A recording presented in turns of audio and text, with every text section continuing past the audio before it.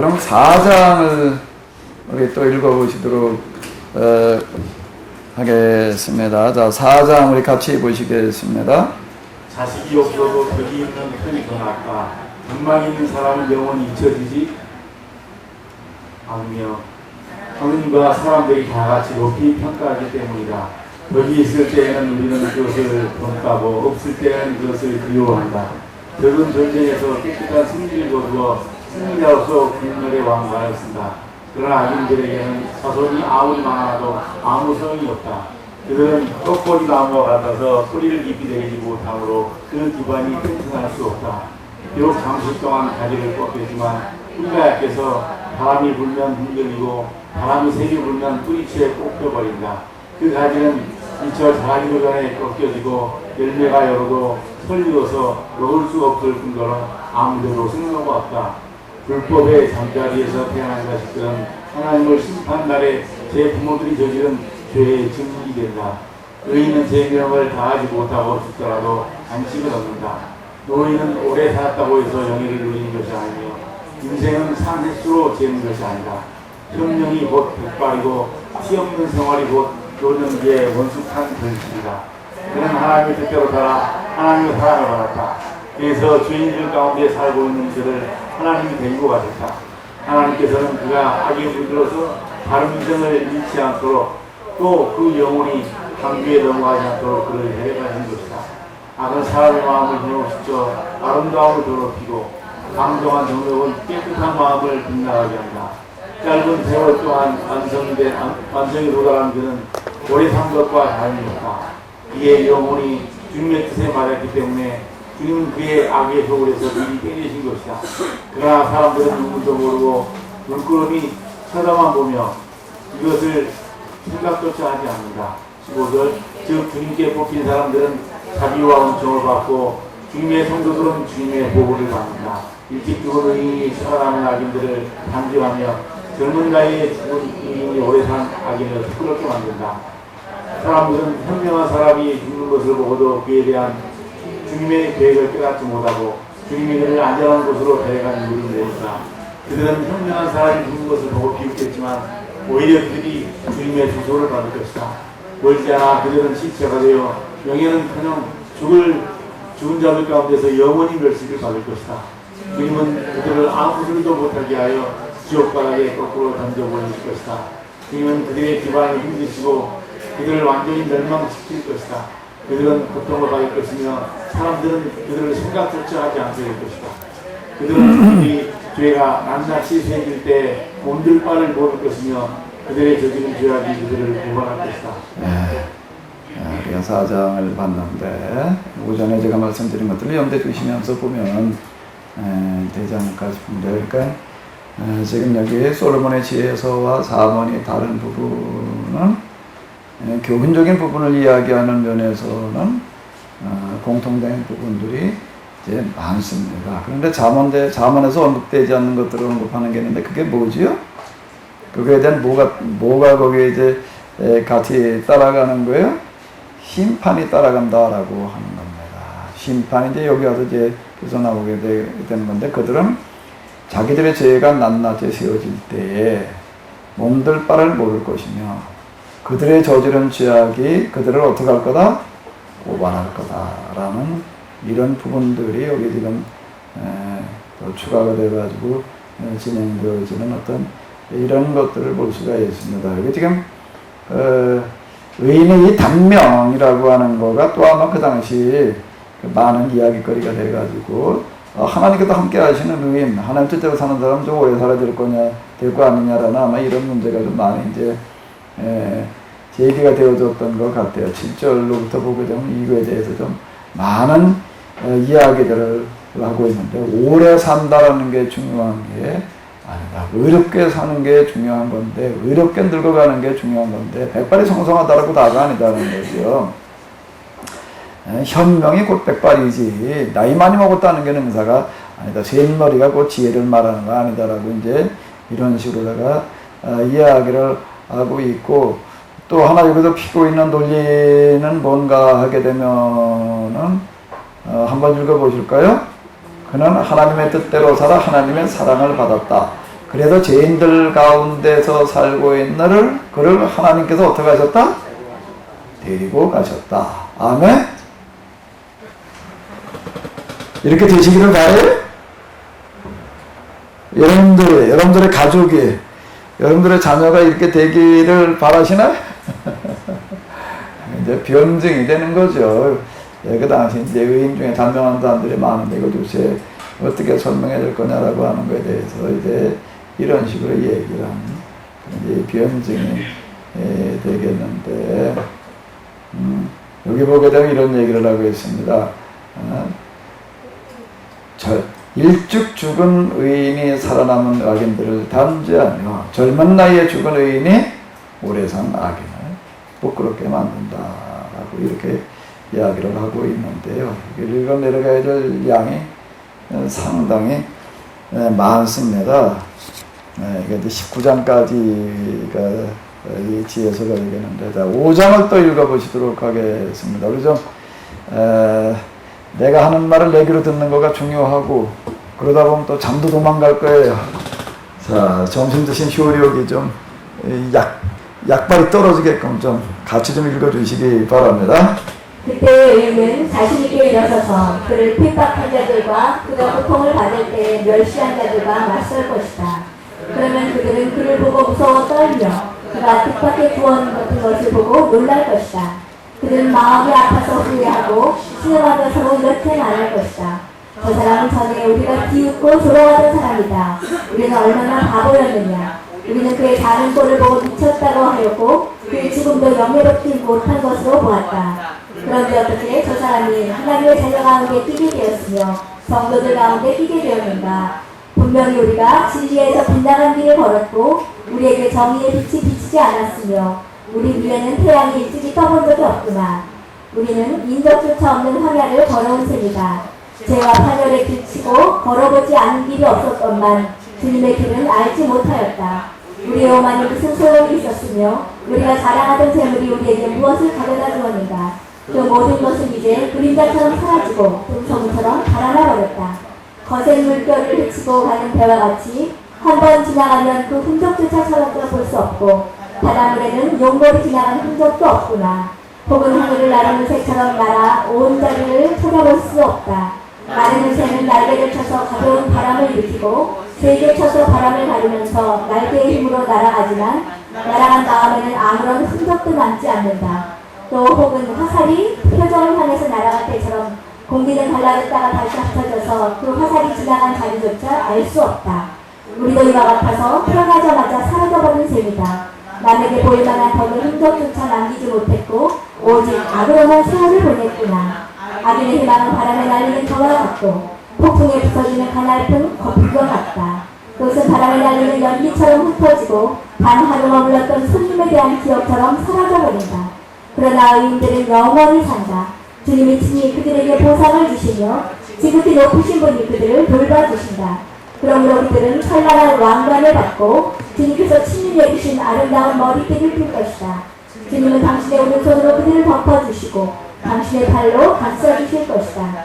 주님은 당신의 열렬한 사랑을 갑옷으로 삼으시고 당신의 원수들을 징벌하기 위하여 피조물을 무장시키실 것이다. 또 정의를 가슴바지로 삼으시고 어김없는 심판을 풀로 쓰실 것이다.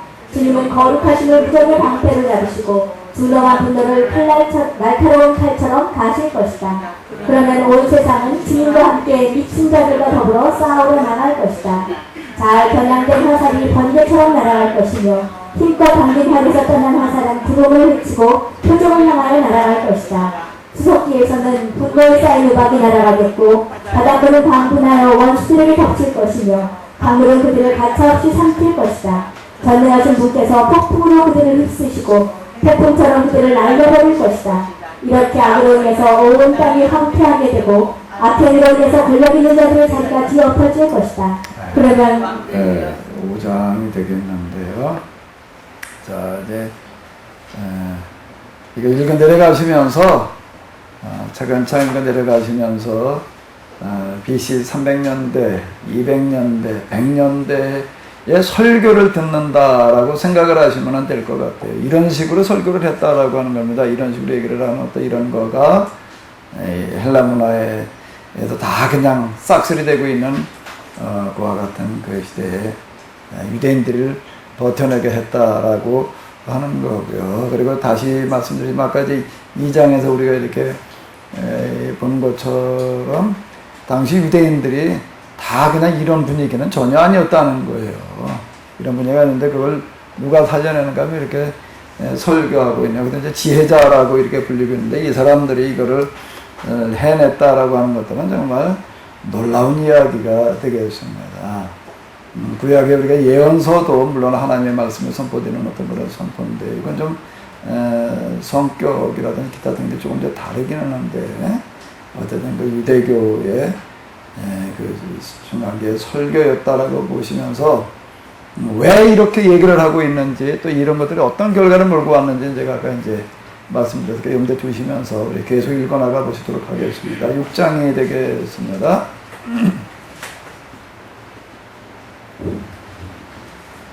그러면 왕들이여 네가 하는 말을 듣고 깨달아라. 땅의 끝에서 끝까지 가리는 통치자가 되어라. 수많은 백성을 다스리며 헤아릴 수 없이 많은 신하들을 자랑하며 길을 기울여라.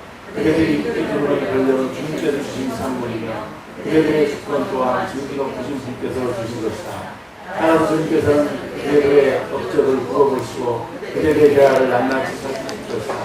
만일 주님의 나라를 맡은 통치자로서 그들이 정의로 다스리지 않거나 율법을 지키지 않았거나 하나님의 뜻에 맞게 실천하지 않았다면 주님께서 지체없이 무서운 힘으로 그들을 엄습하실 것이다. 권세 있는 자들에게는 중함한 심판이 기다리고 있다.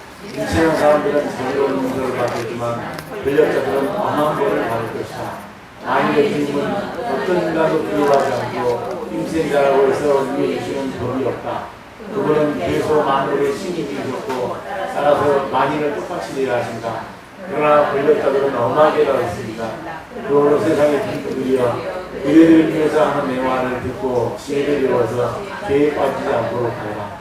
거룩한 것을 거룩함을 지키는 사람들은 거룩한 사람들이다. 그들에게서 배운 사람들 또한 심판날 확전에 구하지 않을 것이다. 그러므로 내 말에 주의를 기울이고 열심히 운행하면 거기에서 도움을 얻을 것이다. 지혜는 시들지 않고 항상 빛나서 지혜를 사랑하는 사람들의 눈길을 언제나 끈다. 그러므로 지혜를 찾는 사람들은 그것을 발견하기 마련이다. 원하는 사람들이 알아볼 수 있도록 지혜는 스스로 나타내 보인다. 지혜를 얻으려 바치 있는 일하는 사람들은 쉽게 지혜를 찾을 것이다. 지혜는 바로 내 물관에 와서 앉아 있을 것이다. 지혜를 생각하는 것, 그 자체가 현존의 완성이다. 지혜를 갖추려고 깨어있는 사람에게는 모든 민심이 거뜬할 것이다. 지혜는 지혜의 상한 생활을 하는 사람을 찾아다니면 그들이 다니는 길목에서 그 우아한 모습을 나타내 보이고 그들이 무슨 생각을 하는지 그들을 만납니다. 지혜를 배우려고 하는 마음이 지혜를 얻는 진정한 시작이다. 지혜를 배우려는 갈망이 곧 지혜를 사랑하는 것이며 지혜를 사랑하는 것은 곧 지혜의 법을 지키는 것이고 지혜의 법을 지키는 것은 분명의 법을 얻는 것이며 분명은 하나님 곁에서 살게 한다. 그러므로 지혜를 원하는 사람은 하나님 나라로 인도된다. 세상의 왕들이여 그들이 옥죄와 호를 좋아하거든 지혜를 존중하여라. 영원히 다스리게 되리라. 그러면 이제 나는 지혜가 무엇이며 그 기원이 무엇인지를 말하겠다. 내가 그들에게 갚은 것이라고는 하나도 없다. 나는 창세 초부터 이어진 지혜의 가치를 더듬어 볼 것이며 진리의 길에서 벗어나지 않고 지혜가 무엇인가를 분명하게 보여주리라. 또 나는 사람의 눈벌게 하는 시기중을 벗어나지 않겠다. 씩씩한 지혜와는 정반대의 것이다. 나는 현자들은 세상의 구원이며 현명한 왕은 백성의 번영이다. 그러니 내 말을 듣고 보거라. 그러면 그들에게 소득이 될 것이다. 나도 다른 사람들과 같이 언젠가는 죽을 사람이 6장까지만 6장 25절까지만 해보도록 하겠습니다. 자, 여기 보면은 지혜 등의 통치자들에 대해서 하는 이야기가 많은데 왜 통치자들에게 이렇게 관심을 가지고 이야기를 하는가 하게 되면은 이 세상의 권력을 가졌다라고 하는 것은 뭔가 하게 되면 그게 뭐라는 얘기 이렇게 얘기를 하고 있습니다. 주님 나라를 맡은 통치자라고 이렇게 이야기를 하고 있습니다. 권력은 위에서 주시지 않으면 받지 못한다라고 하는 그런 논리가 뭘 얘기를 하는 건가 하면 권력의 자리는 곧 뭘 얘기를 하는가 하면 하나님 나라를 맡은 통치자다라고 하는 게 성경에서 얘기하는 그 기본적인 그런 개념이 되는 겁니다. 근데 이 사람들이 정의를 실현하지 않게 되면은 또 율법을 지키지 않게 되면은 그런 심판이 더 클 수밖에 없다라고 이렇게 얘기를 하십니다. 그래서 뭐라고 얘기를 하냐면 권력자 그러나 하나님을 어떻게 하신다? 권력자들을 엄하게 다스리신다라고 자 이렇게 이야기를 하고 있습니다. 여기서 이렇게 보게 되면 그 당시에 설교자들, 예언자들도 그랬고요. 권력 가진 사람들 전혀 두려워하지 않고 그들에게 정말 아주 심하게 책망하는 어떤 그런 것들을 볼 수가 있습니다. 이게 이제 예언자들, 그 당시에 설교자들의 하나의 그 특징이 이제 되겠는데요. 가진 사람도 힘든 사람이라고 해가지고 눈치 봐주는 게 절대 아니다라고 하는 어떤 그런 이야기가 되는 거고요. 그럼 이제 지혜라는 게 뭘 말하는 거냐라고 하는 거 이제 여기서 계속 이제 다뤄지고 있는데 여기서 말하는 지혜는 뭔가 뭐가 지혜지? 지혜서에서 말하는 지혜서 이름이 자체가 지혜서인데 뭐가 지혜라는 거예요? 지금 우리가 이제 6장까지를 읽었는데 이거 내려가면서 보면 뭐가 지혜라는 거예요? 뭐가 지혜라는 거죠? 이 세상 속에서 뭘 따르는 거예요? 하나님의 법. 하나님의 법 따르는 게 뭐라는 거예요? 정의를 실현하는 것이 곧 지혜다라고 자 이렇게 이야기를 하고 있습니다. 그러니까 잠언에서 얘기하는 지혜나 뭐 이제 크게 다르지 않은 어떤 이제 이런 것들을 이렇게 볼 수가 있는데 자 그럼 이제 의인 불멸 이제 구원 이런 것들을 얘기를 합니다. 어떻게 하면은 구원을 받을 수 있나? 여기 구원론이에요, 이제. 유대교 구원론이 되겠는데. 유대교 구원론이에요. 어떻게 하면 구원을 얻는 거죠? 유대교 구원론은 뭔가요? 어떻게 하면요? 여기도 예수님 믿으면 구원받나? 여긴 뭐라고 얘기를 하는 거예요? 뭐가 구원의 길이는 길이죠? 지혜를 따르는. 지혜가 구원에 이르게 한다라고 이렇게 이야기를 하니까 지혜 구원론이 되는 거예요. 지혜 구원론. 그만큼 여기서 이제 지혜들을 많이 얘기를 하고 이제 뒤에 나가서 이렇게 좀 보이죠. 지혜를 의인화시켜가지고 하나 인격화시켜가지고 이렇게 이야기를 하고 있고 이 지혜와 이제 성령. 그러니까 이 사람들이 얘기하는 지혜는 오늘 우리로 얘기를 한다면 뭐하고 유사하다고 볼 수 있는 건 뭐예요? 성령하고 유사하게 이렇게 이제 볼 수가 있습니다. 지혜. 자, 여기 이렇게 얘기를 하고 있습니다. 지혜라고 하는 걸 어떻게 얻어야 되느냐, 뭐냐라고 한다라고 하게 되면 17절로부터를 이렇게 보게 되면 뭐라고 얘기를 하는 거죠? 지혜를 배우려고 원하는 마음이 지혜를 얻는 진정한 그러니까 지혜를 얻으려고 한다면 일단 뭐부터 시작하는 거예요? 지혜를 배우려고 하는 자세를 가져야 된다. 그 다음에 이제 지혜를 배우려고 갈망하는 것이 곧 뭐라는 거예요? 지혜를 사랑하는 것이며 지혜를 사랑하는 것은 또 뭐라는 거예요? 지혜의 법을 지키는 거고 지혜의 법을 지키는 것이 곧 뭐라는 얘기예요? 불멸의 보증을 얻는 거고 불멸은 곧 뭐라는 게 하나님 곁에서 살게 된다. 그러므로 지혜를 원하는 사람은 어디로 간다는 거예요? 하나님 나라로 간다. 이게 지혜 구원론을 이야기를 하고 있습니다. 지혜. 자, 이제 나중에 이렇게 주로 또 전개되어지는 어떤 이런 것들을 보게 되면 요한복음에 넘어가게 되면 이제 태초에 말씀에 계시니라 이러고 나가는데 그런 표현법 자체가 어디서 나오는가 하면 이 지혜문학에서 나온 거예요. 그 의인화 시켜가지고서 이 로고스 말씀이 곧 하나님이셨다라고 이렇게 얘기를 하는 어떤 이런 표현 같은 것도 다 어디 들어있던 거죠? 이런 데 이제 들어있던 어떤 그런 것들이었다. 라고 하는 겁니다. 이게 6장 21절까지가 이제 그 지혜서를 셋으로 나누게 되는데, 여기가 이제 전반부가 되겠고요. 전반부가 되겠고, 6장 22절로부터 이제 10장까지가 그 다음 단계가 이제 되겠습니다.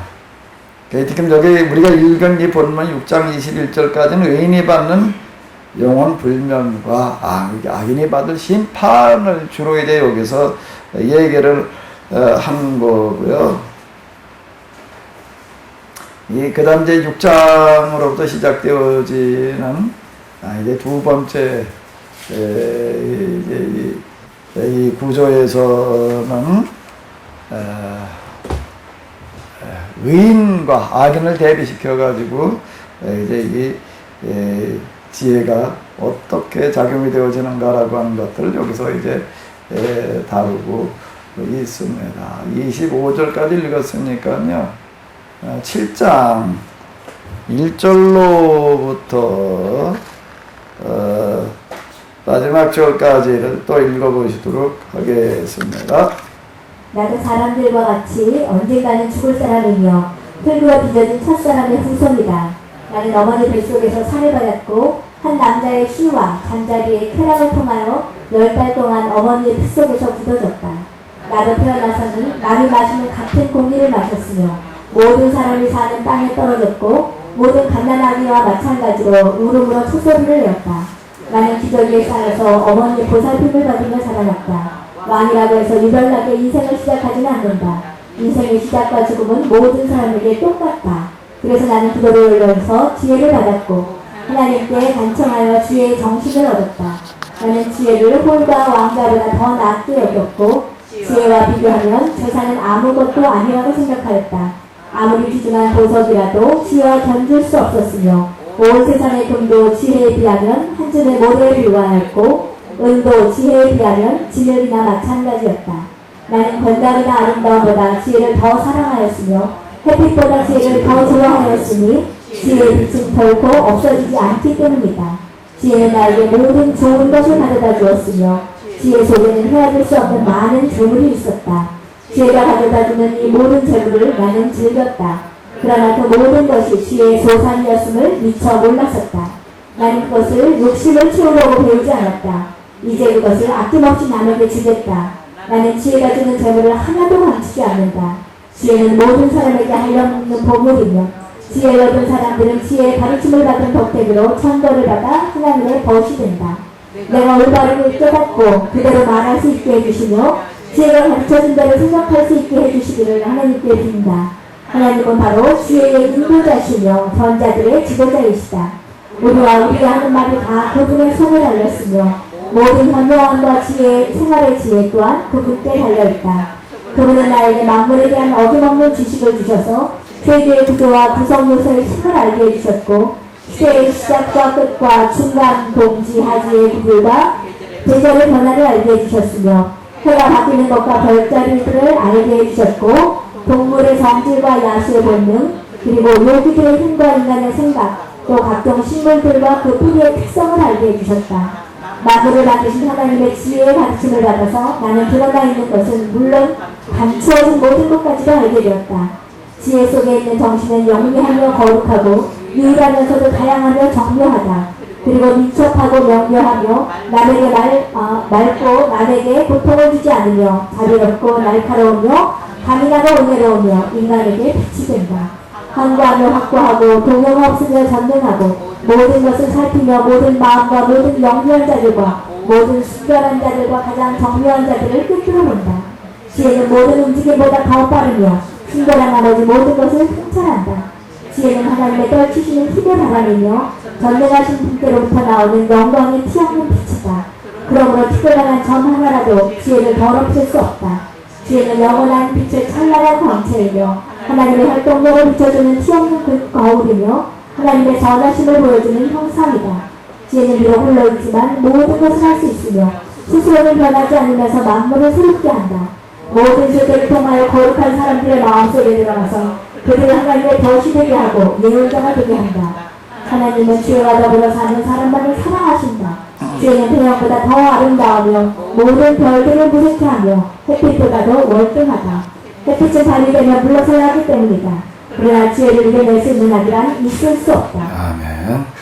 지혜, 자기 감정 형식으로다가 이제 얘기를 하고 있는데, 지혜를 얻기 위해서 어떻게 했다는 거예요? 기도했다. 라고 이렇게 이야기를 하고 있습니다. 그래서 나는 기도를 올려서 뭘 받았다는 거예요?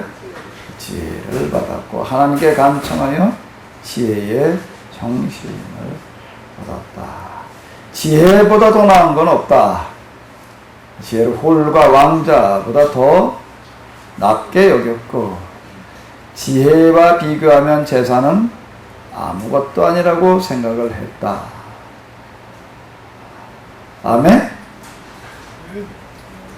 진짜 이렇게 생각해요? 여기 대단하신 분들만 보이셨네. 아무리 귀중한 보석이라도 지혜와 견줄 수 없었으며, 온 세상의 금도 지혜에 비하면 한 줌의 모래에 불과하였고, 은도 지혜에 비하면 진액이나 마찬가지였다. 나는 건강이나 아름다움보다 지혜를 더 사랑했다. 자, 햇빛보다 내가 더 좋아했다. 이제 이렇게 얘기를 하는데, 정말 나는 지혜만을 사랑했다라고 이렇게 얘기를 해요. 그랬더니 지혜는 어떻게 했다는 거예요? 반대급부로 나에게 어떻게 했다고요? 모든 것을 가져다 주었다. 지혜 속에는 헤아릴 수 없는 많은 재물이 있었다. 돈 벌고 싶으신 분들은 일단 뭐부터 얻으라고요? 지혜부터 얻어요. 아멘? 이건 진리인 줄로 믿습니다. 아멘? 돈을 쫓아가가지고 돈을 벌 수 있는 게 아니라 지혜를 쫓다 보게 되면은 지혜 속에 뭐가 들어있다는 거예요? 많은 돈이 들어있다라고 하는 겁니다. 자기도 이 모든 게 지혜로 말미암아 주어진다라고 하는 걸 미처 모르고 있었다라고. 근데 나는 그것을 욕심을 채우려고 그러지 않았다. 지혜를 얻으려고 할 때 지혜를 얻으면은 지혜 속에 뭐가 들어있다고? 돈이 들어있으니까 이렇게 생각하지 않았다는 겁니다. 아마 그랬더라면 돈이 안 주어졌을 거예요. 욕심을 사심 없이 그냥 지혜 그 자체를 좋아했는데, 그러니까 지혜를 왕자보다 더 귀하게 여겼다. 세상 그 어떤 것보다 나는 지혜를 더 귀하게 여겼다라고 하는 얘기가 이제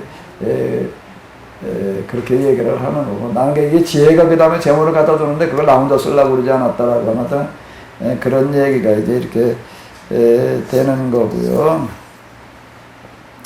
어쨌든 그 지혜를 알고 났더니 그 다음에는 어떻게 되는가 하면 세상 여러 가지들을 알게 하더라. 그 지혜 속에 재물이 들어있었고, 지혜 속에 세상 모든 지식이 들어있더라라고 이렇게 이야기를 하고 있습니다.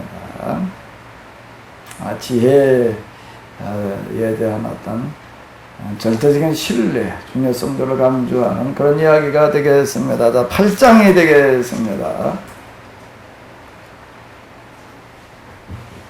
지혜는 세상 끝에서 끝까지 힘차게 펼쳐지며 모든 것을 이용해 갔습니다. 나는 저로부터 지혜를 필요하고 찾았으며 지혜를 안으로 올리고 찾아다녔다. 그 아름다움을 매혹되어 나는 지혜를 사랑하였다. 지혜는 하나님과 함께 생활함으로써 그 고귀한 강물을 나타냈으며 만물의 주님께서 그를 사랑하셨다. 지혜는 하나님의 지식을 배워서 하나님께 하신 일을 함께 결정한다.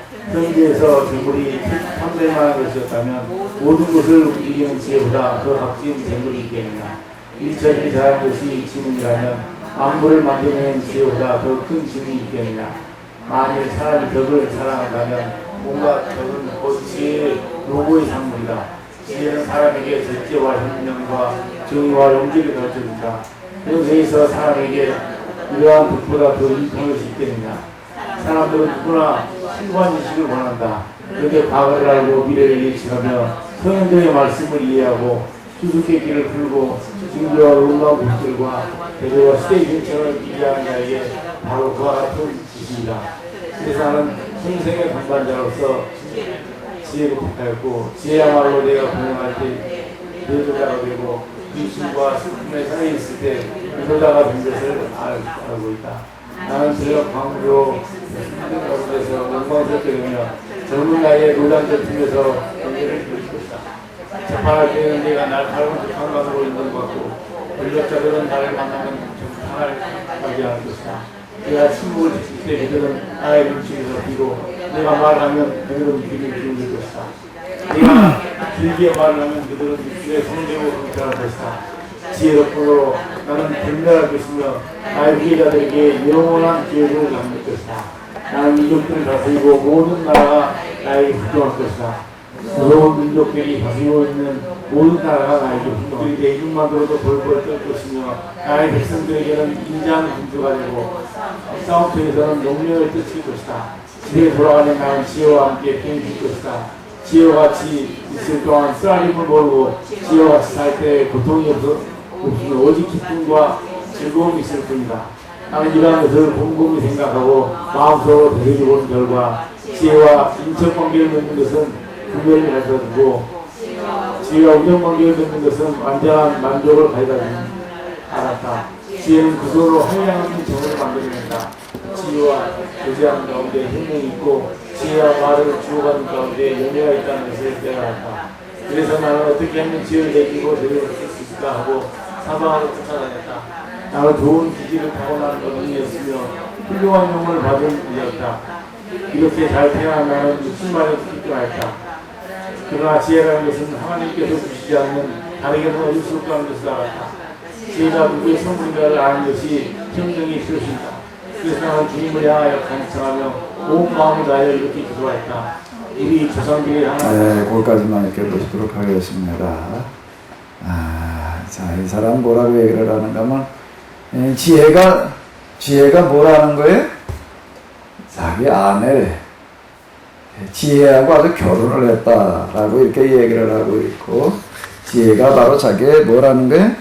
내조자고 인도자다. 그 지혜가 또 뭔가 하면 자기의 친구, 영원한 우정이다라고 이렇게 이야기를 하고 있습니다. 그러니까 지혜, 우리가 하나님 말씀대로 사는 걸 지혜라고 이렇게 얘기를 하는데, 자, 이렇게 했다라고 얘기를 하고 있습니다. 이 지혜 속에 그렇게 지혜 자체를 그냥 사랑한 거예요. 그런데 그 속에 지금 우리가 이제 7장에 읽은 것처럼 뭐가 들어있더라? 많은 재물이 들어있더라. 또 뭐가 들어있더라는 게 그 속에 재물만 들어있는 것이 아니라 세상 모든 것들을 깨달아 알 수 있는 뭐가 들어있더라는 거예요? 지식이 들어있더라. 그리고 그 지혜 속에 또 뭐가 들어있다는 거예요. 지금 여기 이렇게 보니까 온 세상을 다스리는 권세가 들어있더라. 자, 이렇게 이야기를 하고 있습니다. 이게 맞는 얘기 같아요. 그러니까 하나님의 말씀, 하나님을 찾다 보게 되면은 하나님께서는 우리에게 이런 지혜를 주시는 줄로 믿습니다. 아멘. 우리 여기 이제 지혜라고 하는 거를 다른 언어로 바꾼다면은 뭘로 바꾸면 될까? 여기 지금 우리가 7장, 8장에 얘기하는 지혜를 우리가 지금 쓰는 용어로 바꾼다면 뭐라고 바꾸면 될 것 같아요? 뭐라고 바꾸면 될 것 같아요? 하나님으로 바꾸면 될 것 같아요. 우리가 하나님을 이렇게 사랑하다 보게 되면은 하나님께서 이 모든 것들을 다 우리에게 이렇게 맡겨주신다, 은혜를 주신다라고 그런 얘기들 이렇게 보면 이제 되겠습니다. 그러니까 이게 당시 이제 그 헬라가 되어져 가는 어떤 이런 사람들에게 정말 너희가 진정으로 구해야 될 것은 여기가 이렇게 지혜를 많이 얘기를 하고 있는가 하게 되면 헬라 문화라고 하는 그 문화 자체가 그 지혜의 문화잖아요. 그런 지혜, 그런 지식이 아니라 뭘 따라 구해야 될 것인가, 뭘 따라 구해야 된다는 거예요? 하나님을 또 구해야 된다. 그러니까 이런 도식이 되는 겁니다. 자, 이게 이제 오전에 제가 얘기하던 것 가운데 이제 아직 하나 그 빠뜨렸던 부분을 다시 하나 더 여기쯤에서 얘기를 한다라고 하게 되면은 이건 지금 당시 유대인들에게 지금 변증을 하는 거예요. 그러니까 이러이러게 해야 된다. 근데 유대인들이 지금 다 어디에 지금 눈이 다 어디에 쏠려 있는 거지요? 어디에 쏠려 있는 거예요? 세상. 구체적으로 세상 뭐요? 세상 구체적으로 뭐요? 구체적으로 뭐지요? 신문물 거예요. 그건 아직 어디도 없던 거예요. 요거는 이제 신학문, 신문물은 뭘 말하는가 하면 헬라 문화를 말하는 겁니다. 이건 뭐 당시 세계 최고였으니까. 지금까지도 세계 최고라고 그러고 있으니까. 그러니까 이거는 어디서도 구경하지 못하던, 바벨론에서 못 보던 거예요, 이거는요. 페르시아 시대 때는 못 보던 거예요. 이제 헬라화 되어져 가면서 나타난 어떤 그런 현상이 되겠습니다. 그러니까 거기에 지금 다 쏠려 있는 거예요. 다 지금 그걸 따라가고 있는 거예요. 그걸 따라가서 이제 이게 지혜들을 구하느라고도 그냥 이제 필로소피, 헬라의 철학이라고 하는 그런 단어의 뜻이 뭐라고요? 필로소피. 뭘 사랑한다는 거예요? 지혜를 사랑하는 거예요. 이제 여기 또 이제 지혜를 찾아 구하는 어떤 그런 노력들이 이제 많은 건데, 그래서 여기 좀 뭔가 학문을 추구하는 또 그런 사람들이 이제 있었을 거 아니에요. 세상 놀이를 추구하는 사람들도 이제 있었을 거고, 이제 다양한 사람들이 있는데, 다양한 사람들을 향한 그런 변증을 하는 그 중에 이제 학문적인 어떤 그런 관심을 가지고, 헬라 철학, 헬라적인 그런 지혜, 신문물에 대해서 관심을 가지는 이런 사람들이 지금 있는 거예요. 근데 이게 지금 요 시대의 이 지혜자들, 설교자들이 한 아주 중요한 접근법이 하나가 있습니다. 이거 지혜를 어디 가서 찾을 거냐는 거예요. 지혜를 이제 조금 이따 보면 어디 가서 찾죠, 지혜를? 지혜가 어디 들어있나요? 욥기에서도 이제 계속 물은 어떤 이런 거예요. 28장에 보면 지혜가 어디 있느냐는 거예요. 예? 광부들 뭐냐으로 가서 그냥 땅을 파면 광산에서 보물 얻듯이 얻을 수가 있나? 아니면은 바닷물 속에 들어가가지고 해녀들이 그냥 고기 잡으러 들어가서 이렇게 돌아다닌다고 있나? 독수리 모양으로 또 하늘 날아가지고서 크다 해지고 돌아다닌다고 있나? 지혜가 뭐가 지혜라는 거죠? 욥기에서 얘기하는 지혜가 뭐가 지혜라는 게 18장에서 얘기하는 지혜가 뭐라는 거예요? 하나님을 경외하는 것이 지혜고, 악에서 떠나는 것이 뭐라는 얘기예요? 설계다. 그게 28장 마지막 구절에서 하는 그런 얘기예요. 그런데 욥기에서 한 그런 이야기가 이제 이렇게 되겠습니다. 그러면 여기서 지금 얘기하는 지혜는 뭘까요? 지금 자, 이것도 이제 시대적인 배경이 달라요. 시대적인 배경이 달라요. 헬라 문화가 들어와가지고 나중에 신학문에 그냥 다 몰두해가지고 있는 그와 같은 그때에 지금 여기도 또 지혜를 가지고 이렇게 얘기를 하고 있습니다. 지혜를 나는 이렇게 사랑했다, 이렇게 사랑했다, 이렇게. 아는 지혜는 내 아내였다. 또 이게 내 영원한 내 아주 그냥 뭐라는 얘기, 내 저자였고, 내 친구다, 우정이다. 뭐가 지혜예요? 좀 더 구체적으로. 뭐가 지혜라는 거죠? 그 지혜를 찾아서 그냥 그렇게 돌아다니는데 이렇게 얘기를 하는 건데, 막상 지혜라고 하는 건 먼데 있는 게 아니었다는 겁니다. 어디 있었다는 거예요? 내 어디에 있었다고요? 옆에 있었대요. 그게 뭐지요? 멀리 있는 게 아니고 내 가까이 있었는데 내 옆에 있었대. 뭐예요 그게? 아내 내 조자. 글쎄 그게 뭐야? 구체적으로 뭐죠 그게요? 그 지혜라는 게 여기서 지금 제시하는 지혜가 뭐예요? 이게 지금 요게 지혜서 그리고 이제 이제 집에서 여기서 이제 공통적으로 얘기하는 거고, 그 시대, 그러니까 BC 300년, 200년, 100년 이 어간에 계속 유대인들이 강조하는 어떤 이런 겁니다. 뭐가 지혜냐는 거예요. 그 지혜선, 그러니까 지혜라는 이 단어로다가 이제 우리가 이걸 접근을 해보자고요. 뭐가 지혜라는 거예요? 지혜가 어디 있어요? 어디 있어요? 구체적으로다가 어디 있죠? 신학문 속에 들어있는 게 아니라는 겁니다. 신문물 속에 들어있는 게 아니라는 거예요. 신문화에 있는 게 아니라는 거예요. 어디 있다는 거예요? 어디요? 어디? 우리 조상 대대로 우리가 가지고 오던 뭐에 있다는 거예요? 뭐에 있다는 거예요? 뭐예요? 뭐요? 율법에 있다는 겁니다. 결론이 여기는 이렇게 내는 거예요. 뭐에 지혜가 있다고요? 막연하게 여호와를 경외하는 거, 악에서 떠나는 거, 이건 아주 막연한 얘기가 되는 거예요. 근데 이제 구체적으로 이제 간격을 좁혀놓는 겁니다. BC 다시요 300년, 200년, 100년 이 어간에 지혜라고 하는 용어로다 접근해 본다면 지혜를 어디 가서 찾을 수 있다는 거예요? 어디에 들어있다는 거예요? 율법에 있다라고 완전 복고주의를 얘기를 하는 거예요. 그러니까 다시 어디로 돌아가라는 얘기가 되는 거예요? 율법으로 돌아가라고 이렇게 이야기를 이 사람들은 이런 노력은 결실을 얻어가지고 어떻게 되는가 하면 이제 진짜 뭘 가지고 씨름을 하는 거예요? 율법을 가지고 씨름을 하는 거예요. 율법을 가지고 다 씨름을 하는데 그러면서 이게 한 세대, 두 세대, 세 세대 지나가니까 어떻게 됐을까? 결과가 나왔어요. 결과가 나왔는데 뭘 가지고 씨름한 사람들의 세계에도 제일 지혜로웠다는 거예요? 율법이었다는 겁니다.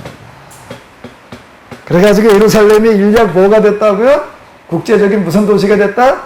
교육 도시가 됐고 이걸로 말미암아서 이제 뭐가 되어지는가 하게 되면 구약성경 그리고 그 다음 구약성경 가운데 막연하게 얘기를 하는 게 구약성경 가운데 뭐가요?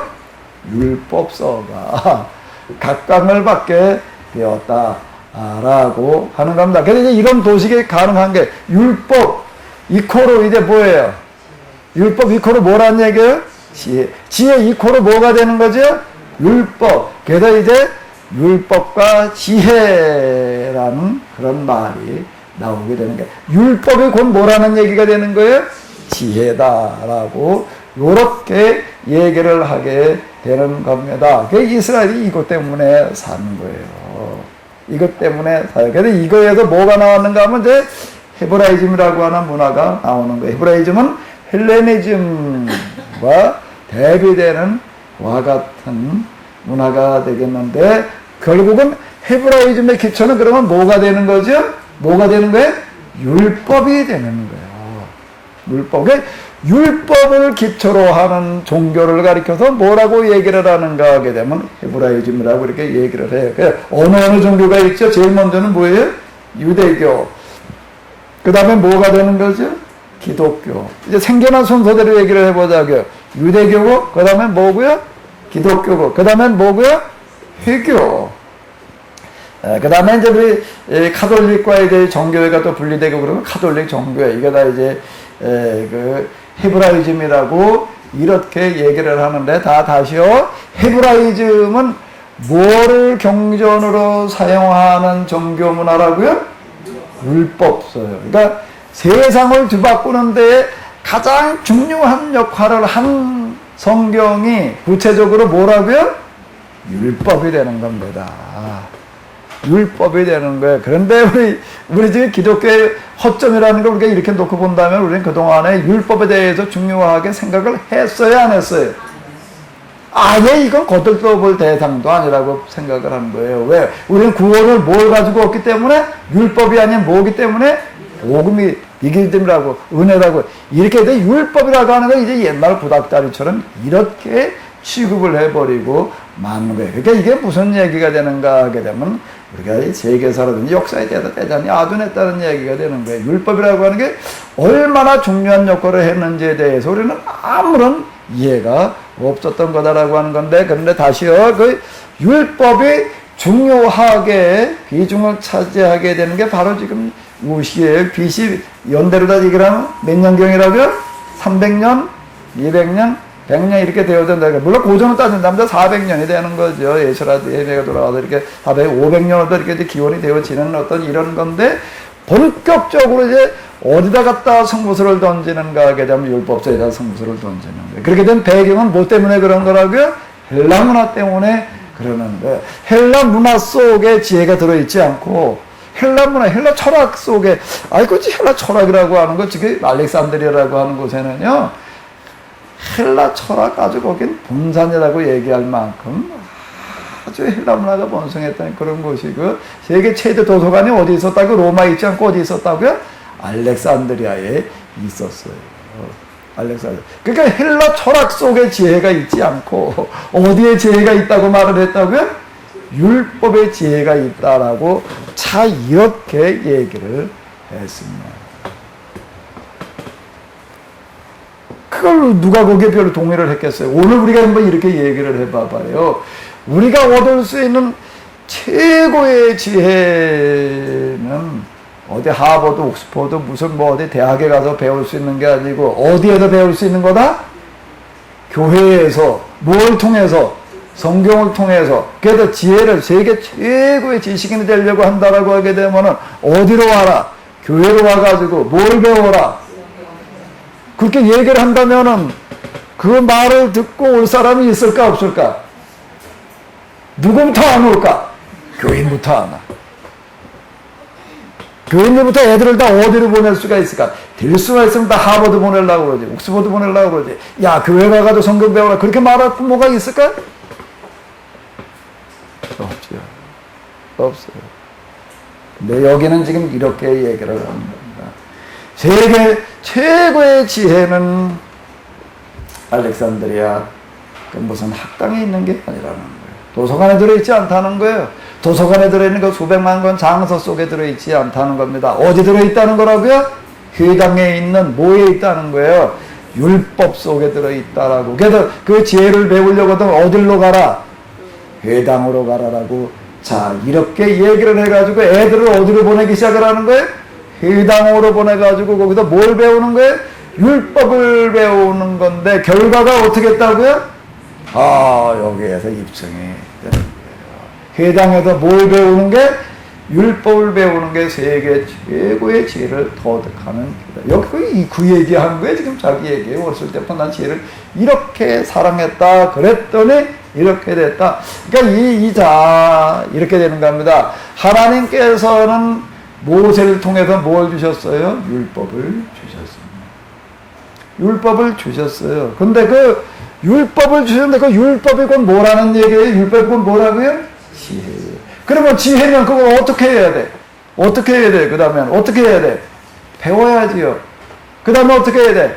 가르쳐야 돼. 그거를 율법, 즉 지혜의 계승을 해나가는 사람들이 있습니다. 그걸 계속 이어나가는 사람들이 있는 게 그 사람들 누구지요? 그 사람들 뭐라고 부르는 거예요? 지혜자라고 부르는 거예요. 그 사람들은 뭐라고 부른다고요? 지혜자. 그러니까 이걸 그전에는 예언자들이었어요. 이제 그거는 왕정기 때 얘기고, 왕정기 때 얘기고, 포로 귀환 이후에 이걸 이어내려가는 사람들을 뭐라고 불렀다고요? 지혜자라고 불렀어요. 예수님 당시로 와가지고서는 이제 뭐라고 부르는 게 그 사람들이 서기관이라고 이렇게 부르는데 요 시기에는 뭐라고 불렀냐면 지혜자들이다라고 요렇게 불렀다라고 하는 겁니다. 그러니까 이 율법 전승을 이어 내려가고 있는 이와 같은 사람들이었다라고 하는 거예요. 이것 때문에 뭐가 만들어지는가 하게 되면 헤브라이즘이라는 게 만들어졌다. 그럼 여기에서 우리가 배워야 될 부분이 뭘까요? 뭘 배워야 돼요, 우리가요? 성경을 통해서 뭘 터득하게 만들어놔야 되는 거지요? 뭘 터득하게 만들어놔야 되는 거지요? 아, 대답 좀 해봐요. 기껏 정신 드시고 나서도 졸고 앉았으면 어떡해. 자, 성경을 통해서 뭘 터득하게 만들어놔야 된다고요? 지혜라는 겁니다. 믿음을 가지고 구원이나 받게 만들어 놓으려고 그러지 말고. 우리는 그동안 그렇게 간 거예요. 회심, 구원의 확신, 그리고 그 다음에 교회 열심, 그리고 또 나가서 이걸 복음을 전해가지고 또 뭐 영혼 구원 이루고 나가는 어떤 이런 도식으로 가는 거예요. 이런 도식으로 가는 건데 우리가 이게 역사의 교훈에서 이렇게 본다라고 하게 되면은 유대교의 가장 큰 위기는 포로기도 물론 그렇지만은 그건 그냥 외부에서 오는 시련과 밖의 어려움이라고 하는 어떤 정치적인 위기 이런 거고요. 내부적으로 일어나는 거는 뭔가 하게 되면 헬라 문화라고 하는 위기예요. 그 위기를 통해서 그들은 뭘로 극복해 나가는가 하면 성경을 통해서 그들은 뭘 터득한 거라고요? 뭘 터득한 거라고요? 뭘 터득한 거라고요? 지혜라는 거. 그러면 신약성경에도 이렇게 얘기하고 있나 안 했나요? 신약성경에도 이렇게 해야 된다고 말하고 있어요? 안 하고 있어요? 신약성경이 이렇게 얘기해요? 안 해요? 자, 그럼 모세도 어떻게 얘기를 한 건가? 뭐 가나안에 들어가는 이스라엘 사람들한테 뭐라고 얘기를 하는가 하면 넌 이 말씀을 똑바로 새기고 그 다음에 어떻게 해라? 자식들에게? 그러면 세상 사람들이 네 자식들을 보고 뭐라고 얘기를 할 거라? 뛰어난 제자들이라 명철이 많다라고 얘기를 할 거다. 자, 요렇게 얘기를 해 나왔습니다. 요게 신명기예요, 요게요. 요게 신명기에 뭘 가르치라는 얘기에 뭘 가르치면 그렇게 된다는 거예요? 율법을 가르치면 그렇게 된다라고 모세가 다시 이렇게 이야기를 해 놓은 거예요. 그 정성에 이제 율법을, 예언가들을 통해 가지고 이제 신구약 중간기에 제2성전기라고 부르자고요. 제2성전기로 넘어오면서부터는 이제 그 전성이 누구에게 이어지는 거지요? 지혜자들에게 이어져 가지고서 이제 뭘 가르치는 게? 율법을 가르치는 게 가장 큰 지혜라고 이렇게 얘기를 하는 거예요. 근데 그게 입증이 되어지는 겁니다. 그래서 이게 세계사를 바꾸는 가장 큰 역할을 하는 책이 뭐라고요? 율법서라고 이렇게 이야기를 하는. 그럼 우리 신약성경으로 넘어오면 이런 얘기를 해요, 안 해요? 그래서 너 이 말씀을 잘 새겨가 내 자식들의 부전에 갇혀라. 그런 얘기 해요, 안 해요? 그런 거 얘기하고 있어요, 안 해요? 바울이 그렇게 얘기를 했나? 어디서 그렇게 얘기를 하죠? 요한복음입니다. 요한복음이에요. 요한복음은 성령을 아예 뭐라고 얘기를 하고 있어요? 진리의 영이래요. 그리고 뭘 하게 하신다는 거예요? 깨닫게 하신다. 자, 보세요. 이제 기독교 100년, 1년부터 이제 90년대까지 선교 1세기에서 2세기로 넘어가는 어간에 서 있는 요한복음은 이제 그렇게 얘기를 하고 있는 겁니다. 앞으로 이게 교회가 어떻게 가야 되는가 하면 뭐 중심으로 가야 된다는 거예요? 지혜를 터득하고 깨닫게 하는 것 중심으로 가야 된다라고 이렇게 길을 제시하고 있는 거예요. 그게 요한복음의 그런 측면에서 요한복음은 대단히 중요하고, 제가 이렇게 얘기를 하는데 요한복음은 신약의 뭐라고요? 그래서 요한복음이 신약의 뭐라고? 벌써 다 잊어버리셨는가 보네. 또 뭐라고요? 신약의 뭐라고요? 신명기. 신약의 뭐라고요? 신약의 뭐예요? 신명기. 뭐가요? 왜 신명기에? 왜 신약의 신명기에? 뭐라고 얘기를 하고 있기 때문에 이제 신앙생활을 뭐 중심으로 가야 된다? 진리를 깨닫고 터득하는 것 중심으로 가야 된다. 성령께서 그걸 인도해 주신다라고 요렇게 이해를 하고 있다라고 하는 겁니다. 그러니까 요 부분이 아주 중요한 거예요. 요게요. 그러니까 이제는 교회가 모여야 되는가 하면 지혜 학교가 돼야 되는 거예요. 아멘? 아멘?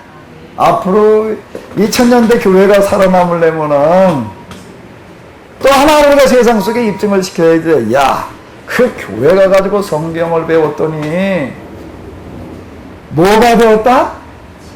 세계 최고의 지혜자가 되었다.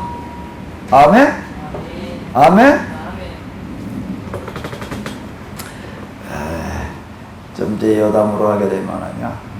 세상 학문은 지금 세상 학문은 누가 주도를 하고 있는가 하게 되면은, 세상 학문은 어디서 주도를 하고 있는가 하면 독일에서 주도를 합니다. 학문도 그렇고 기술도 그렇고 독일 사람들이 진짜 아주 지금 중요한 그런 역할을 하고 있는데,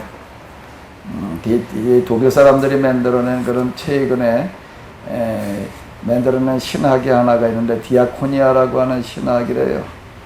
디아코니아라고 하는 신학을 이제 최근에 만들어내 가지고서 이제 거기에 뭐가 생겼는가 하게 되면 독일 신학에서는 아예 우리 뭐 구약 신약 뭐 신학의 분야가 생기는 거 뭐냐고 이제 디아코니아 신학이라고 하는 한 분야가 이렇게 그 정식으로 생겼습니다. 그래가지고 디아코니아라고 하는 걸 이제 아예 전공하는 어떤 그런 사람들이 이제 있는데, 이제 그 가까운 분 가운데서 이제 디아코니아 신학을 가지고 하이델베르크에서 독일 하이델베르크에 학위를 받은 분이 이제 있어요. 이제 그분한테 우리 여기 지금 대학원을 하니까는 이제 좀 이제 관련된 분야 와서 좀 이제 강의를 해달라 그랬더니 이제 뭐 이런저런 앉아서 한참 얘기를 하다가 그 내가 무슨 얘기를 어떻게 했는지 대충 좀 감을 잡아야 되니까 그동안 뭐 세미나 한 게 있다고 그러니까 그거 MP3 파일을 좀 달라 그래가지고 좀 이렇게 주었어요.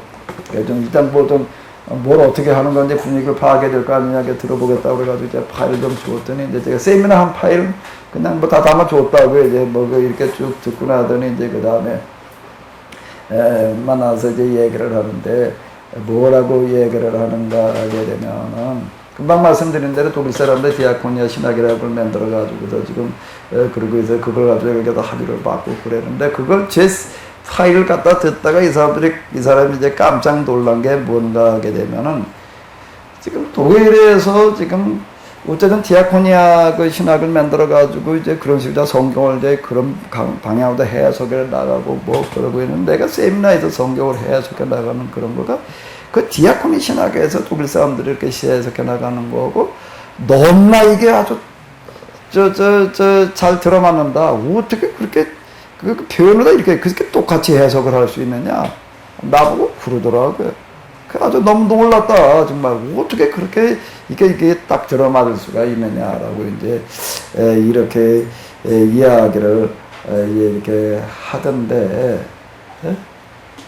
전 거기 가서 공부 안 했을 때 여기서 해요, 그냥. 그러게 있는데. 그럼 또 그러고 놀라더라고요. 놀라는 거예요. 자, 내가 이 사람이 이렇게 얘기를 하고 있어요. 진짜 8장에도 뭐라고요? 어렸을 때 자기 뭘 사랑했다는 거예요? 지혜를 아주 자기 아내라고 생각을 하고 내 여자라고 생각을 하고 영원한 친구라고 생각을 했다. 그랬더니 그 안에 다 들어있더라.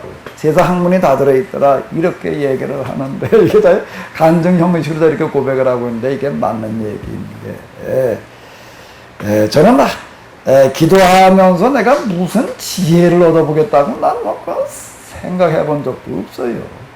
나는 당장 교회가 당면한 그런 문제들을 보면서 이거를 어떻게 좀 해야 되나, 어떻게 해야 되나, 이걸 해결해야 되나, 우리가 당면한 이런 어려운 문제를 이걸 어떻게 해결을 해야 되나, 어떻게 해결을 해야 되나, 방법을 모색하다가 찾아지는 거를 뭐라고 그런다고요? 그게 뭐라고요? 그게 지혜라는 거예요. 제가 지금 욕기의 지혜를 그렇게 제가 접근을 했잖아요. 여기서 얻어지는, 지금 여기를 한번 보십시오. 지혜도 저 여자가 터득한 지혜하고, 제가 터득한 지혜하고, 뭐가 어떻게 다른 거지? 일단 방법이 달라요. 일단 방법이 다른 겁니다. 이 사람은 지혜를 어떻게 한 거지? 지혜를 어떻게 한 거예요? 배우는 겁니다. 학습을 통해서 지혜의 전성자들이 있는 거예요. 그 사람들 뭐라고 불러요? 지혜다. 거기서 배우는 거예요. 근데 진지한 마음으로 열심을 가지고 그 지혜를 얻는 시작이 뭐라고요? 지혜를 사랑하는 게 시작이다라고 지금 이렇게 얘기를 하고 그렇게 열심히 큰지하게 그리고 또 뭘 하는 거예요? 거기에 기도를 같이 하는 거예요. 기도하면서 지혜를 사랑하는 거예요. 그래서 하나둘 깨달아가는 어떤 이런 겁니다. 요렇게 가지고 만들어내는 게 지금 지혜서예요. 이게 지혜서고요. 자, 그럼 이제 다시 여기로 가볼게요. 똑같은 지혜인데, 얻는 방식, 과정, 그리고 결과가 차이가 난다라고 하는 겁니다. 이 사람은 아예 처음부터 지혜를 목표로 삼고, 지혜를 사랑하고, 그 기도하면서 그렇게 가는 거예요. 목적 자체가 뭘 얻는 거예요?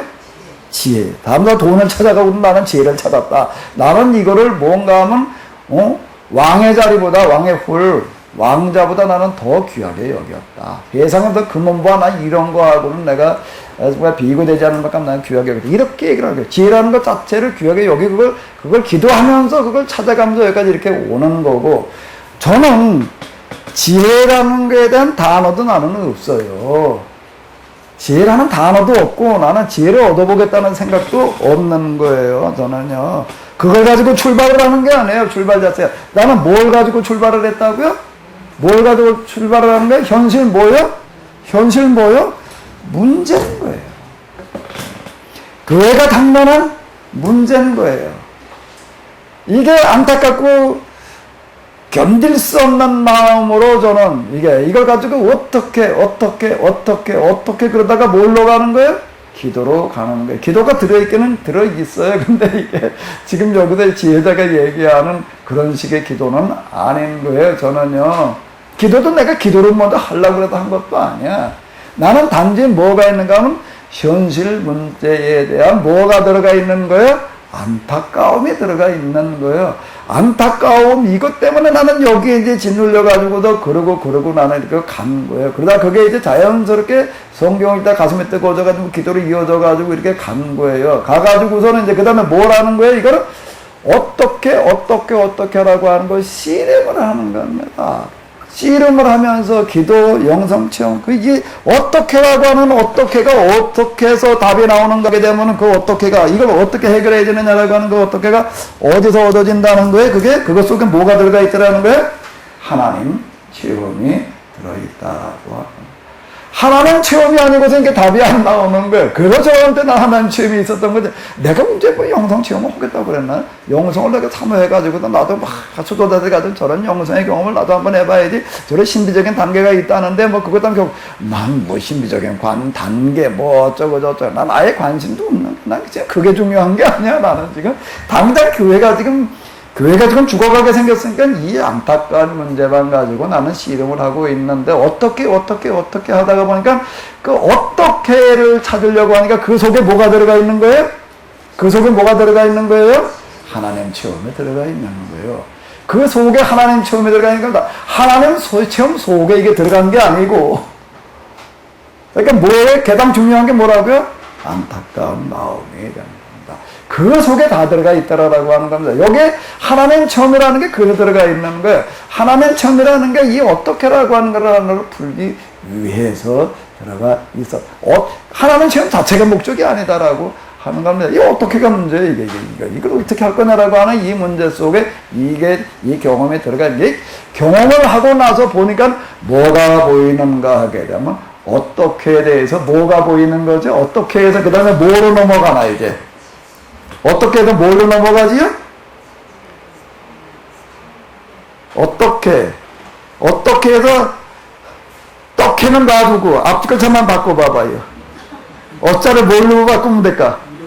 이렇게로 바뀌어주는 거예요. 어떻게 해서 뭘로 넘어가는 거죠? 이렇게로 넘어가는 거예요. 이렇게. 어떻게가 바뀌어서 뭐가 되는 거예요?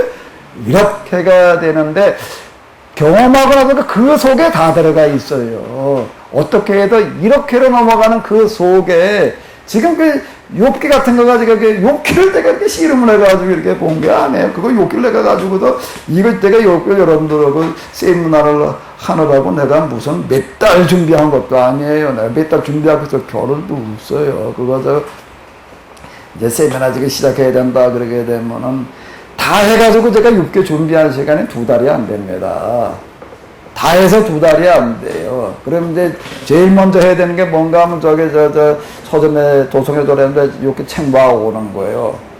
몇 시간 뽀이빠내가지고도 제가 이번에 갖다 놓고 들여다본 게 이제 보통 한 10대 건 뭐 이제 그거 갖다 들여다봐요, 이제. 들여다보고 그러고 나가지고서 그 다음에 그건 내가 욕에 대해서 사람들 몇 대가 뭐라고도 얘기를 하는 걸 내가 알아야 되니까 그걸 들여다보는 거다. 그러고 나가지고서 그 다음에 내가 욕기 본문 가지고서 그 다음에 이렇게 만들어가지고 하는데 다 해서 2달 중에 내가 2달 중에 그것만 매달리고 있었던 것도 아니에요. 다 해서 제가 매달린 시간은 사실 2-3주나 되려나? 2-3주나 되려나? 그게 제가 욕기의 시험만 전부. 근데 그게 어떻게 해서 그러면 이렇게 되느냐면 이해하면 그냥 이렇게 쭉 내려가다 보니까 그냥 보여요. 어떻게 된다고요? 보여요. 그냥 보이다가 보니까 그게 되어지더라. 그러니까 뭐에 들어가 있는가 하면 저는 이렇게 얘기를 할 수가 있어요. 무엇 속에 다 들어있다는 거예요? 안타까운 마음 속에. 그 안타까움이라고 하는 거가 수동적인 정어라는 거가 뭔가 하면 이제 일치에서 나오는 마음인 거예요. 이거는요. 안타까운 마음과 뭔가 그 당면한 문제와 내가 일치되는 겁니다. 그래서 이게 해석이 되어지는 어떤 이런 거예요. 이런 부분들이요. 자, 그러니까 이제 아주 쉬워요. 어떻게 해서 뭘로 가면 되는 거예요? 어떻게 해서 뭘로 가면 된다고요? 이렇게로 가기만 하면 돼요. 단어 하나만 바꾸면 돼요. 어자를 뭘로 바꾸면 되나? 이자로 바꾸는데 어떻게 이렇게 한자 바꿀 것도 없어. 뭐 하나만 바꾸면 돼. 점 하나만 바꾸면 돼. 어자에 붙어있는 점 하나만 바꾸면 어떻게가 뭐가 되는 거예요? 이렇게. 아주 쉬워요. 그거 다 어떻게를 이렇게 바꿔가지고 가시기 바랍니다. 저는 이렇게 얘기를 할 수가 있어요. 그 속에 다 들어있더라. 이 사람은 이렇게 얘기한 것 속에 들어있다. 지금 이건 학습입니다. 제가 어렸을 때 얘기했죠. 진정관심과 열심을 가지고 공부하는 그 속에서 이런 것들이 터득이 되어졌다라고 이렇게 이야기를 하는 겁니다. 근데 여기서 결론은 뭐라고요? 어디로 돌아가는 거라고요? 율법으로 돌아가서 율법을 공부하는 것 속에 세계 최고의 지혜가 들어있다라고 이렇게 얘기를 하는, 그거는 입증이 됐습니다. 뭘로 입증이 돼서 그렇게 가르친 애들이 세계에 나가가지고 헬라 철학을 공부하는 애들보다 율법을 공부하는 애들이 더 지혜로웠으니까 그 판단은 거기서 난 거예요. 그래가지고 뭐가 나왔다고요? 헤브라이즘이라고 하는 거가 정착이 되어진 거예요. 그러면 이 사람들은 이렇게 해가지고 금방 제가 얘기한 여기 지금 지혜서 저자가 7장 8장에서 얘기하는 식으로다가 지혜를 그렇게 더듬어 가지고 율법을 지금 읽어낸 것 속에서 헬라 철학을 능가하는 지혜자들이 교육되어진 거는 사실이에요. 그건 사실이라고요. 그러면 이제 또 하나 우리가 물어봐야 될 게 뭘까 있을까? 그러면 이 사람들의 진짜 율법서 속에서 율법서에 들어있는 지혜를 진짜 제대로 찾아낸 건가라고 하는 건 별 문제라는 거예요. 그 부분은요. 근데 제 눈에 보이기로는 비껴갔어요. 비껴갔어요. 아주 중요한 거를 비껴갔어요. 그걸 남겨놨어. 우리 보고 써먹으라고. 아멘? 아멘? 그 다음에 다 헤쳐놨더라면 우리 헐게 웃을 뻔했는데, 기가 막히게 여기 남겨놨고, 아주 핵심은, 비껴가는데, 핵심은 가져가고, 곁다리들만 남겨놓은 게 아니고, 핵심을 남겨놓고, 곁다리만 헤쳐놓고 나갔어요. 그래가지고 뭐가 남았냐면, 핵심이 남아있는 거예요. 그리고 요거는 그 이후, 아직 그대로 뭘로 남아있나면 누구도 손을 안 댔어요. 그걸 뭐라고 그러죠? 노다지로 남았어요. 누구도 여기 손을 안 댔어. 그래서 뭐가 됐다고요? 노다지가 들어있어요. 노다지가. 어디에요? 율법서를 비롯한 성경 속에 노다지는 그대로 남아있다. 그래서 저는 이렇게 얘기를 하는 거예요. 우리 그러니까 한국 교회, 우리 목회자들이 이거를 우리가 발굴을 하자. 우리가 드러내자. 아멘? 그러면 뭐가 될 수가 있는가 하면 틀림없이 세계를 끌고 나갈 수 있는 그런 견인차 역할을 할 수 있다. 아멘? 아멘이 되셔요? 별로 아멘 하는 거 같지가 않은데.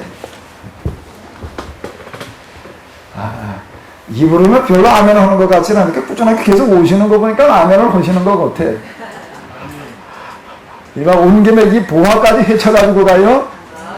그냥 점심이나 드시고 그냥 또 식곤증에 시달리다가 그냥 그러다가 아직 끝나지 마시고 이 보화를 꼭 찾아가지고 가요?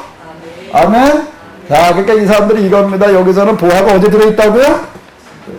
그 얘기는 맞아요. 그러니까 우리가 지금 신약성경, 우리가 개신교라고 하더라도요, 율법서를 제대로 알아야 돼요.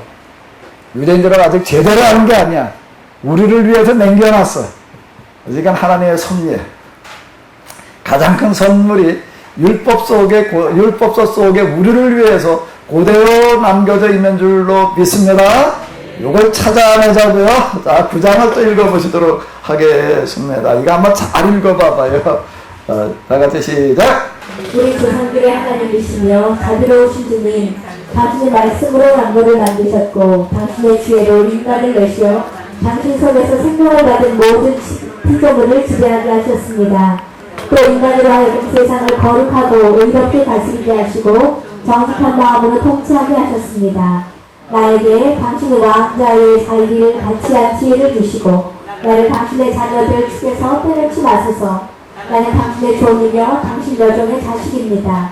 여생이 얼마 남지 않은 연약한 인간이며 정의와 율법을 제대로 알지 못하는 하찮은 인간입니다. 과연 인간의 아들 중에 완전한 사람이 있다 하더라도 만일 그에게 당신께로부터 온 지혜가 없다면 그는 아무것도 아닙니다. 당신의 나를 당신 백성의 왕으로 뽑으셨고 당신 아들 딸들을 다스리게 하셨습니다. 당신은 나에게 명령하셔서 당신의 거룩한 산 위에 성전을 짓게 하시고 당신이 계시는 도성에 제단을 만들게 하셨습니다. 그것은 당신께서 태초부터 준비하신 그 거룩한 장막을 본다는 것입니다. 지혜는 당신과 함께 있으며 당신께서 하시는 일을 알고 있습니다. 지혜는 당신께서 세상을 만드셨을 때부터 있었습니다. 지혜는 당신께서 보시고 기뻐하실 일이 무엇인가를 알고 있으며 당신의 율법을 만든 것이 무엇인가를 알고 있습니다. 당신의 거룩한 하늘에서 지혜를 빨리 내려주시고 영광스러운 당신 왕자로부터 보내주소서. 그리하여 내 곁에서 나와 함께 일하게 하시고 당신을 기쁘시게 해드리는 일이 무엇인가를 깨닫게 해주소서. 주에는 모든 것을 깨닫고 모든 것을 알고 있습니다. 그러므로 주에는 내가 하는 일을 현명하게 이끌어줄 것이며 그의 영광으로 나를 보호할 것입니다. 그러나 내가 하는 모든 일이 당신에게 뜻을 맞을 것이며 당신 백성을 이롭게 다스림으로써 나의 아버지가 물려준 왕자에 부끄럽지 않은 사람이 될 것입니다. 누가 하나님의 의도를 알 수 있으며 누가 주님의 의사를 헤아릴 수 있겠습니까? 인간이 생각하는 것은 혹시치 않으며 인간의 의도는 변덕스럽습니다. 썩어 없어질 육체는 영혼을 내리누르고 이 세상 살이는 온갖 생각을 일으키게 하여 사람의 마음을 무섭게 만듭니다. 이 세상에 있는 일을 짐작하는 것마다 어려운 일이며 우리 손이라는 곳에 있는 것을 찾아내기도 힘든 일입니다. 하물며 누가 하늘에 있는 것을 알아낼 수 있겠습니까? 당신께서 주시는 지혜를 받지 않고 당신께서 하늘에서부터 보내시는 성령을 받지 않고 누가 당신의 의도를 알 수 있겠습니까? 이렇게 해서 주는 이 세상에 사는 사람의 길을 곧게 만들어 주었고 사람들에게서 당신을 기쁘시게 해드리는 일을 가르쳐 주었으며 사람들을 구원해 주었습니다. 야, 이제 이게 지혜라고 하는 거에 대해서 쭉 얘기하는 거가 뭔가 하면 지혜, 선제. 그리고 지혜는 해석도 하나님과 함께 계셨다라고 하는 그런 얘기니까 우리가 이제 그 요한복음에서 만난 로고스 선제론이 있습니다. 로고스 기독론 이렇게 얘기를 하는 그런 고백이 있는데 우리는 이제 신약성경 복음서를 읽다가 공관복음을 읽다가 요한복음으로 넘어가면 그런 거 우리가 이거 처음 봐서 야 이건 뭐 요한복음에서 그냥 처음으로 이런 식으로 얘기를 하나 보다 이렇게 얘기를 하는데 그런 거 이미 다 어디 들어있던 표현 방식들이 되는 거죠.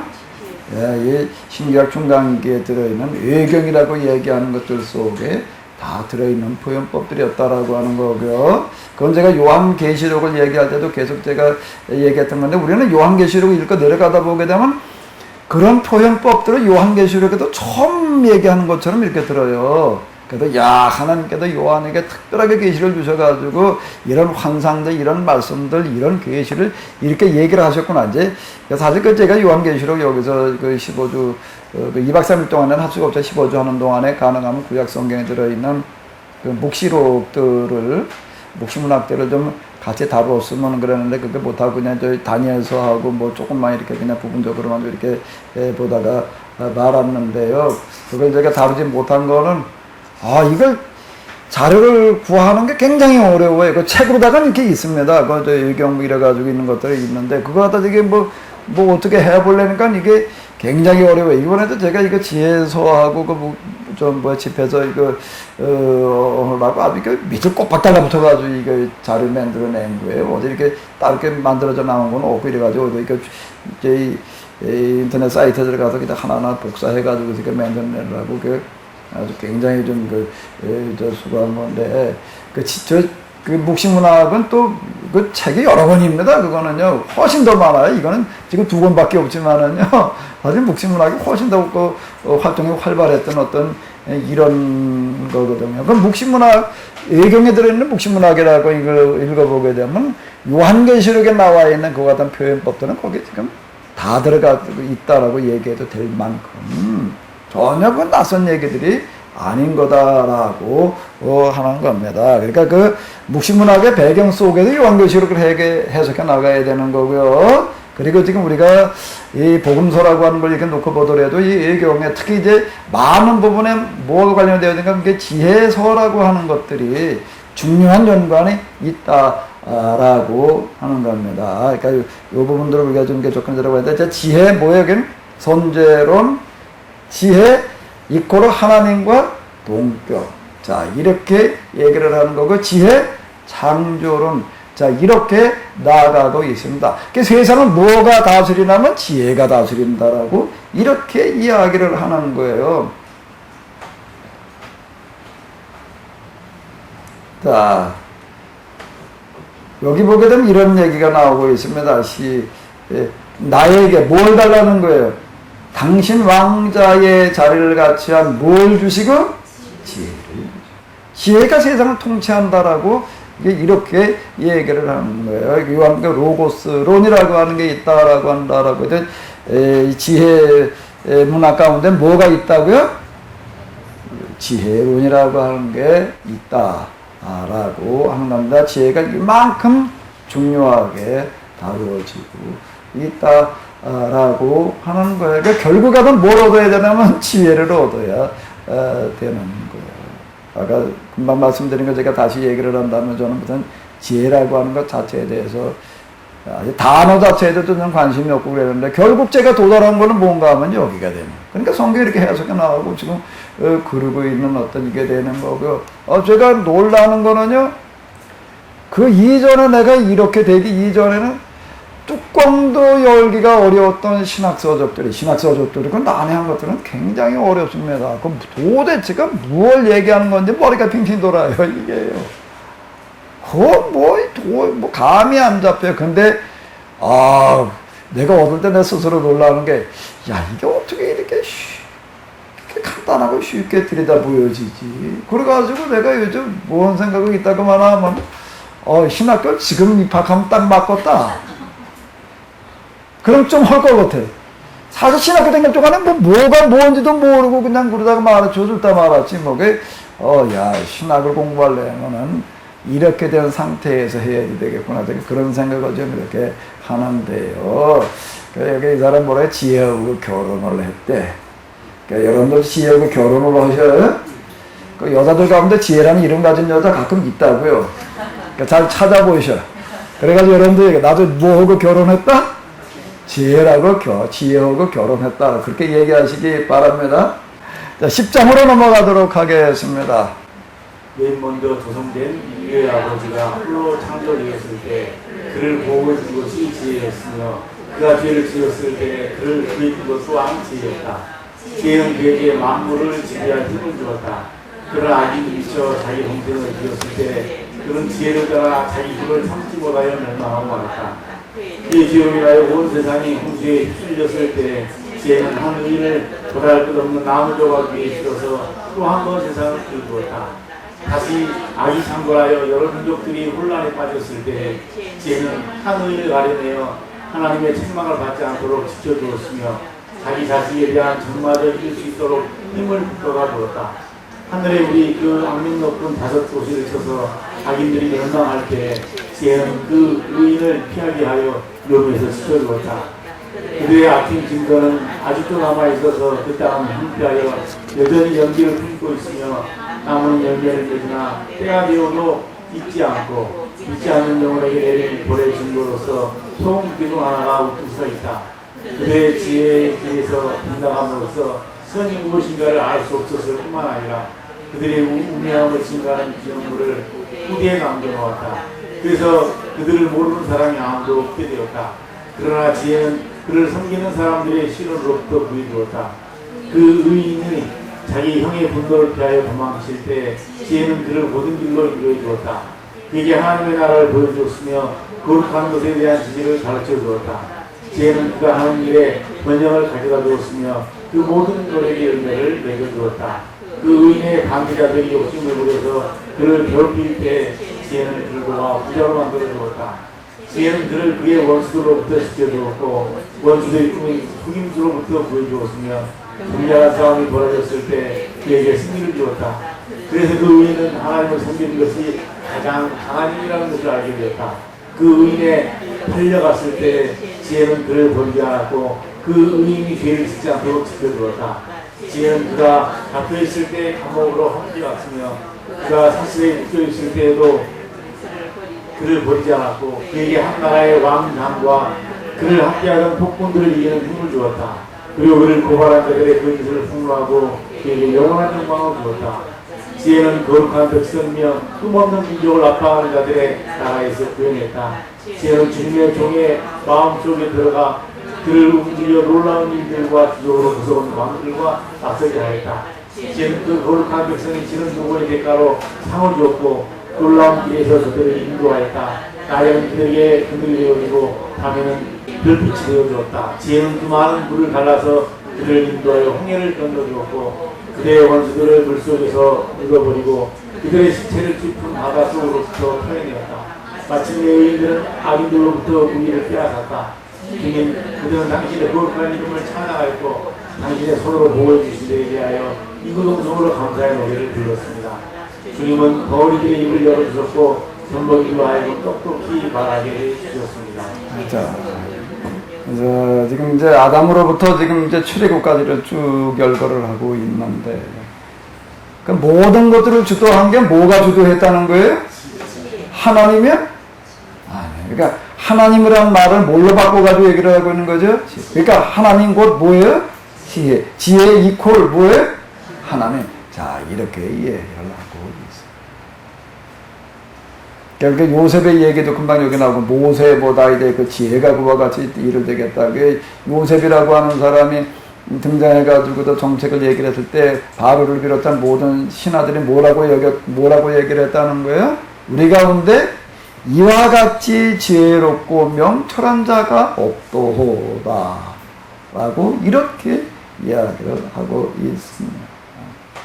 그러니까 지금 이제 여기서 정의하는 대로 이 율법서가 율법서 속에 지혜가 있다는 얘기는 100% 맞는 얘기라고 저도 이건 동의가 돼요. 근데 거기도 얘기한 지혜는 지금 요셉이 제시하는 정책, 그는 애굽을 기근으로부터 해결해내는 정책이 되는 겁니다. 그 다음에 모세가 제시하는 또 정책이 있어요. 모세가 제시하는 정책은 뭐지요? 이제는 애굽이 아닌 거예요. 어디가 되는 거예요? 온 세상의 하비루들의 문제를 어떻게 해결할 거냐라고 하는 것들을 다루고 있어요. 그러니까 그게 지혜예요, 그게. 그러니까 유대인들, 여기서 제가 보고를 비껴갔다는 얘기는 무슨 얘기인가 하면, 그래서 유대인들이 자식들을 가르칠 때, 그래도 우리가 이제 이렇게 율법서 속에서 요셉이, 그리고 모세가 추진해내던 세상에 정말 어떻게 가난한 사람, 병든 사람이 없는 이런 세상을 만들 거냐라는 걸 가지고 시럽을 하고, 그게 지혜인데. 그러니까 여기 지금 지혜에서 그걸 지혜라고 보는 게 아니에요. 그걸 지혜라고 보는 게 아니에요. 여기는요. 이건 단지 헬라 문화라고 하는 게 헬라 철학을 염두에 두면서 그걸 능가할 수 있는 게 여기 율법서에 들어있다라고 지금 이렇게 얘기할 뿐입니다. 그 지혜는, 지금 욥기에서 얘기하는 지혜, 그 다음에 요새, 그리고 또 누구요? 모세에서 얘기하는 지혜는 세상의 문제들을 해결하는 지혜예요. 그게 진짜 지혜입니다. 그게 하나님의 지혜예요. 그래서 제가 율법서 속에 지금 노다지, 요게 핵심인데 요거 비껴갔다는 거예요. 요거 남아있다는 거예요. 그러니까 유대인들이 지금 세계적으로다가 뛰어난 어떤 그런 사람도 있지만, 근데 그 사람들 세계 가난한 문제 해결하려고 그러고 지금 뭐 뛰어다니는 사람들이 아니잖아요. 자기들이 그거를 어떻게 뭐 해나가고, 요것만, 어떻게 우리가 요 속에 우리가 살아남을 거냐. 그때나 이때나 지금도 똑같은 얘기. 그거 하나 찾아내는 것도 그들의 이제 지혜도 속에서 찾아내는 어떤 이런 건데, 그 노다지, 이게 남겨놨어요. 그건 노다지. 그 노다지는 누가 갖다 쓰라고? 우리가 이제 노다지 캐야 돼요. 아멘. 다 캐가지고 가시기 바랍니다. 그래서 이게 성경에서 계속 얘기된 너와 네 후손을 통하여서 세상 모든 민족이 복 받으리라는 그게 핵심이에요. 그 방법이 어디 들어가 있는가 하면 율법서 속에 들어 있는 거예요. 그러니까 이걸 하려고 한다고 하게 되면, 그럼 당연히 전 세계를, 여기 지금 왕조라고 이렇게 얘기를 하면 지혜가 곧 왕권이라는 게 세상을 지배하는 권력이 어디에 들어있는가 하면 지혜 속에 들어있다.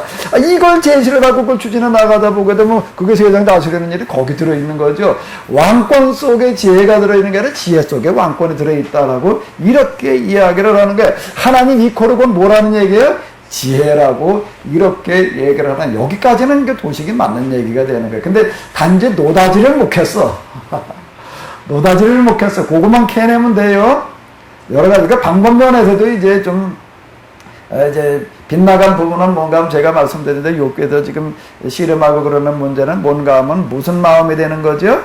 안타까운 마음이 되는 겁니다. 하나님은 교회가 지혜라는 거예요. 하나님 교회가 뭐예요? 하나님 교회가 뭐라고요? 하나님 교회가 뭐가 하나님 교회라고요? 29장 31장에서 우리가 욥기에서 봤잖아요. 뭐예요 그게요? 안타까운 마음, 불쌍히 여기는 마음이, 그게 곧 지혜다 라고 하는 거예요. 아멘? 여기가 핵심이에요.